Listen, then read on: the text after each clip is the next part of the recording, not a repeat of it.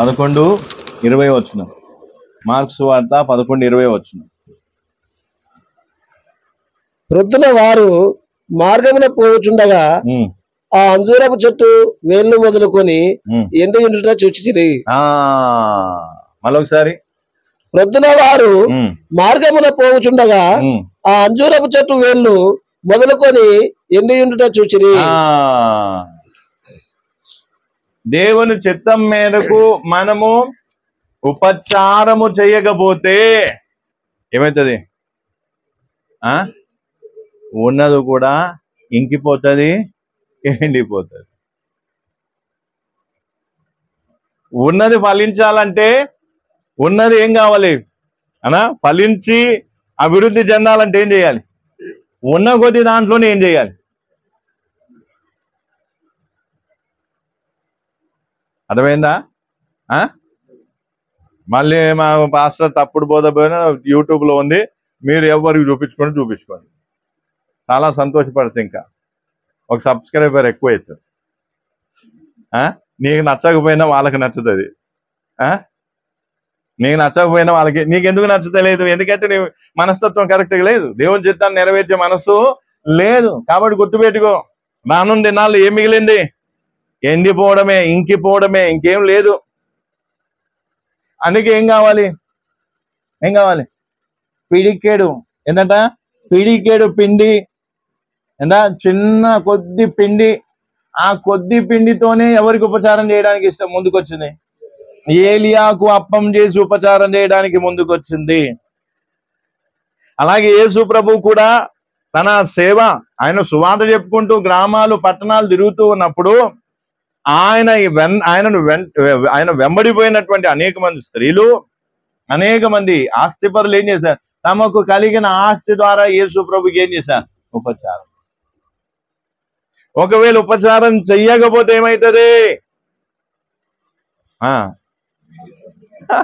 లేదు, పద్మంగా ఫాలో అయితే లేదు. అన్న ఎట్నుంచి ఎటు పోతున్నాడు, ఇదేదో వాక్యం మంచిగా లేదు.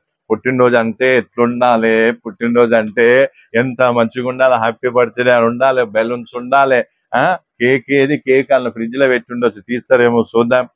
క్యాండిల్ ఏమైనా తెచ్చిరా లేదా? అసలు ఏది ఏం ఆడపోతే ఎట్లా, ఎంత డెకరేషన్ చేసిర్రు, ఫ్లెక్సీ పెట్టిర్రు. తర్వాత ఈ పుట్టినరోజు గురించే మొత్తం పుట్టినరోజు గురించి మీటింగ్ అయిపోయి వాక్యం అయిపోయేంత వరకు పుట్టిన దినము అని 100 సార్లు చెప్పుండొచ్చు.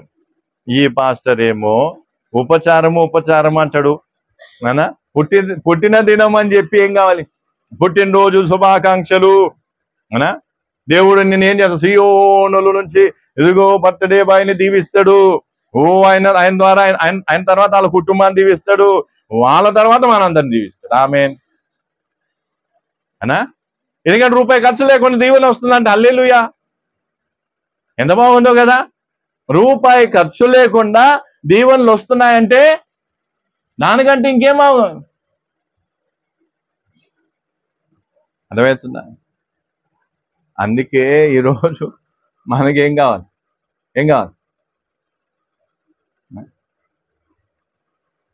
చెప్పాలా?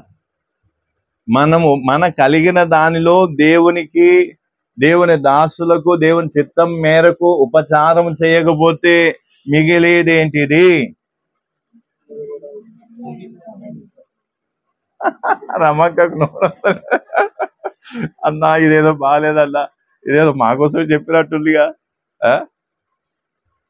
ఏం వినే సార్ ఏముంటది? ఆయన ఫస్ట్ ఎండిపోవడానికి ముందు ఏం చెప్పిన? ఇంకిపోతుంది, ఎండిపోతుంది, మిగిలేదు ఏముండదు ఇంకా. దేవుని వాక్యం ఇది. దేవుడు నీకు ఎందుకు ఇచ్చిండు? నీకు కలిగిన దానిలో ఎవరికి ఉపచారం చేయాలి? సేవ కోసం కష్టపడుతున్నా, దేవుని కోసం రోషంతో నిలబడుతున్నా. కానీ మనకేం చేస్తాం? మా పాస్టర్ తెలుసా నీకు? మా పాస్టర్ ఎంత కష్టపడతాడో తెలుసా? కానీ కష్టపడుతున్న పాస్టర్కి మాత్రం నేను ఏం ఉపచారం చెయ్య. చెప్పుకోమను డప్పు కప్పుకో. మా పాస్టర్ మామూలు పాస్టర్, మా పాస్టర్ ఇట్లా ప్రార్థన చేస్తే ఇట్లా పోతాయి నొప్పులు. కానీ ఉపచారం చేసింది ఎంత? ఉపచారం చేసిందెంత? ఉపచారం చేయాలా వద్దా? ఎవరికి ఉందా బాధ్యత? అందరికి. కానీ ఇక్కడ యేసు ప్రభుని వెంబడిస్తున్న అనేకులు ఏం చేశారంట? వారికి కలిగిన దాంట్లో, వారికి ఉన్న దాంట్లో దేవునికి ఏం చేశారు? ప్రభువుకి ఆయన వెంట వెళ్తున్న శిష్యులకు ఏం చేశారు? ఉపచారం చేశారు. హల్లెలూయా. కానీ మనం ఏం చేస్తాం? మళ్ళీ చెప్తున్నా, ఇది వీళ్ళకే కాదు, మనందరికీ వర్తిస్తుంది. అరుణక్క గుర్తుపెట్టుకో, అందరికి ఏమైతుంది? మళ్ళీ వీళ్ళే ఉంటాం, మాకే ఉన్నా. పుష్పక్క అందరికీ చెప్తున్నా, మీకే కాదు. ఇక అన్న ఎప్పుడు వచ్చినా మా ఇంటికి వస్తే ఎప్పుడు చూసినా ఇట్లాంటివి చెప్తాడు. అంతకుముందు చెప్పిండు హృదయ కాఠిన్యం. ఆ కఠినమేమో కానీ విని విసిగెత్తిపోయింది. మళ్ళీ తర్వాత అపోస్తల సేవ అంటాడు, ఫీల్డ్ వర్క్ అంటాడు, చర్చ్ వర్క్ అంటాడు. మళ్ళీ ఇప్పుడేమో ఉపచారం అంటే ఇదేంటి కథ? ఇంకొంతమంది ఏం చేస్తారు? అరిగిపోయిన రికార్డ్ లాగా వీళ్ళేం చేస్తారు? ఎప్పుడో చేసింది చెప్పుకుంటారు. ఇప్పుడు ప్రస్తుతం గురించి చెప్పారు. ఇప్పుడు దేవుడు పంపిన సేవకులకు ఉపచారం చేసి ఏం లేదు, మనసు లేదు. ఎప్పుడో చేసిరు, అప్పుడు చేసింది ఇప్పుడు అవుతుంది. అప్పుడు ఎప్పుడో చేసినా దానికి ఏమంట ప్రతిఫలం కూడా అనుభవించేసినా అయిపోయింది. మనకేం కావాలి? అప్పుడు ఎప్పుడో చేసింది ఇప్పుడు మళ్ళీ ఏం చేస్తుంటాం? అందుకే ఈరోజు ఏం కావాలంట? దేవుని చిత్తం ఏంటిది? చివరి దినాల్లో దేవుని చిత్తం ఏంటిది? దేవుని రోషం కలిగి దేవుని సువార్త కోసం కష్టపడుతున్న సేవకులకు ఏం కావాలి?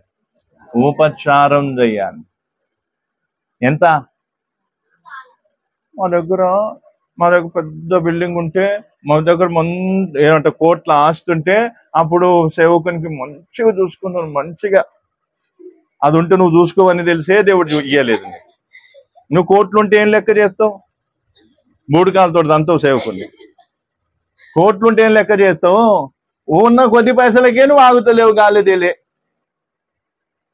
200 నోటు జోబులో పడిందంటే ఇక మనకంటే గొప్పోడు లేడు. అందుకే దేవుడు ఏం చేసిండు? కోట్ల ఆస్తి ఇయ్యలేదు. కోట్ల ఆస్తి ఇస్తే ఏమవుతుంది? లెక్క చేస్తావన్నా? అందరినేమో కానీ తమ స్వార్థం కోసం కుటుంబాన్ని పెంచి పోషించుకుంటుండొచ్చు అని సేవకుని దరిదాపులకు రాణిస్తారా? ఇందాక అదే దేవుడు గుర్తు చేసాడు. నేను ఒక నిజామాబాద్లో ఒక ఊరికి పోయినాక అక్కడ ఏంటంటే ఒక ఇల్లు చూసిన. మొత్తం గుడిసే, మొత్తం ఏమైపోయింది? కూలిపోయింది గుడిసే, మొత్తం ఘోరం, పెద్ద పెద్ద పాములు ఉన్నాయంట అలా. నేను చూసిన ఏంది ఇట్లా అయిపోయింది ఇల్లు అని నేను అనుకునేసరికి ఒక సేవకుడు, పాపం ముసలాతను, వృద్ధుడు, ఆయన ఏం చేసిండు? వాళ్ళ ఇంటికి పోయినాడు సేవ కోసం. పోతే ఆయన కళ్ళు నెత్తి మీదకి ఎక్కి చేసిండట. సేవకు ఇంట్లో మీటింగ్ పెట్టడానికి పోతే తిట్టి వెళ్ళగొట్టిండు. రాత్రి పూట బస్సులు కూడా దొరకవు, ఊరు అది, బస్సులు కూడా దొరకవు, బండ్లు కూడా ఉండవు. ఆ రాత్రి పూట ఇంట్లో నుంచి వెళ్ళగొట్టేసింది. ఎక్కడికి? నువ్వు ఎట్టన్నా పో, ఇక్కడికి మాత్రం రావద్దని. ఆయన పాపం దేవుడా అనుకుంటే ఎక్కడ పోయింది? ఎక్కడో రోడ్డు మీద పోయి అక్కడి నుంచి అట్లా కష్టపడి మధ్యరాత్రుల్లో రాత్రి వెళ్ళగొట్టింది. నేను ఆ ఇల్లుని చూసి నేను సర్ప్రైజ్ అయిపోయినా. ఏంది ఇట్లా అయింది అంటే, ఇగో ఇట్లా సేవకుని, ఇంటికి వచ్చిన సేవకుని ఇట్లా వెళ్ళగొట్టింది. ఇప్పుడు ఎట్లుందంటే ఆ ఇంట్లో వాళ్ళు ఉండలేరు, ఆ ఇంట్లో ఏముంటున్నాయి? ఇప్పుడు పెద్ద పెద్ద పాములు ఉంటున్నాయి. మళ్ళీ ఆ ఇంట్లో వాళ్ళు ఉండకుండా దేవుడు చేసేసి అలా కొడుకు ఏదో దొంగతనం చేసిందంట. పోలీసులు పట్టుకుంటా, ఈ వీళ్ళని పోలీసులు పట్టుకుంటారేమో అనేసి ఏం చేసి అందరు ఇల్లు ఉన్నట్టు వదిలేసి వెళ్ళిపోయారు. ఎక్కడికి వెళ్ళిపోయారు? అర్థమవుతుందా? కాబట్టి దేవుడు ఏం చేస్తాడు? సేవకులకు ఉపచారం చేయడానికి ఏం చేస్తాడు? కానీ మనం ఏం చేస్తాం? మిగిలేది ఏంటిది? పాముల పుట్ట. మిగిలేది ఏంటిది? ఉపచారం చేయకుండా విర్రవీగి ఆ సేవకులను నిర్లక్ష్యం చేసి పట్టించుకోకపోతే మిగిలేది ఏంటిది? ఇంకిపోతుంది, ఎండిపోతుంది, మిగిలేది ఏమీ ఉండదు. అందుకే జీవితాలు ఎండిపోతున్నాయి, అందుకే కుటుంబాలు ఎండిపోతున్నాయి, అందుకే ఏమవుతుంది? దేవుని ఆశీర్వాదము లేదు, తృప్తి లేదు. అందుకే ఈ రోజు నుంచి ఏం చేయాలి? అయిపోయింది, ముగిస్తా. రైట్, ఇంకొంచెం ఒక వచనం.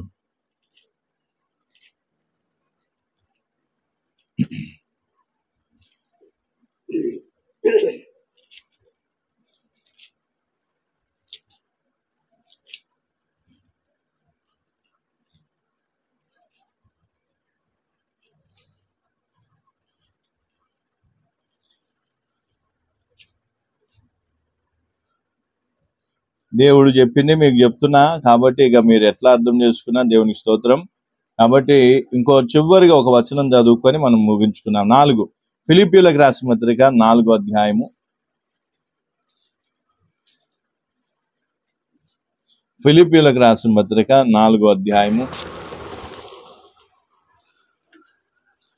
1 నుండి 3 వచనాల వరకు చదువుతున్నాం. ఫిలిప్పీయులకు రాసిన పత్రిక 4:1 నుంచి 3.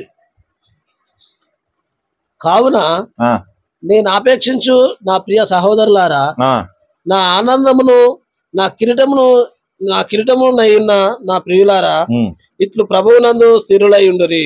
ఇట్లు ప్రభువునందు స్థిరులై ఉండడు. ఎట్లు కింద చెప్తున్నారు, ప్రభువునందు ఏక మనస్సు గలవారై ఉండుడని యువదియాను సుంటికేను బతిమాలుకొనుచున్నాను.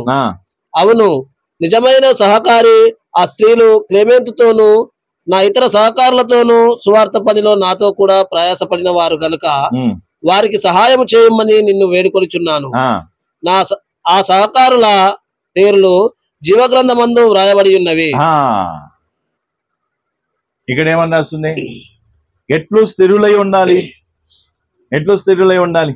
నిజమైన సహకారి ఆ స్త్రీలు ఏం చేస్తారు? నా ఇతర సహోదరులతోనూ నా సహకారులతోనూ సువార్త పనిలో నాతో కూడా ప్రయాసపడిన వారు కనుక వారికి కూడా ఏం చేయాలి? సహాయం చేయమని నిన్ను ఏం చేస్తున్నా? వేడుకొని. వారి పేర్లు ఎందులో ఉన్నాయి? జీవ గ్రంథములో ఉన్నాయి. జీవ గ్రంథములో. కాబట్టి ప్రియులారు ఈరోజు ఏం కావాలి? ఏం చేయాలి? సేవలో సహకారులుగా ఉన్నవారు, సేవ చేస్తున్న వారికి ఏం కావాలి? ఉపచారం చేయాలి. ఏం చేయాలి? ఉపచారం. ఏం చేయాలి? కానీ మన పరిస్థితి ఏంటిది చెప్పాలా? మన పరిస్థితి ఏంటిది?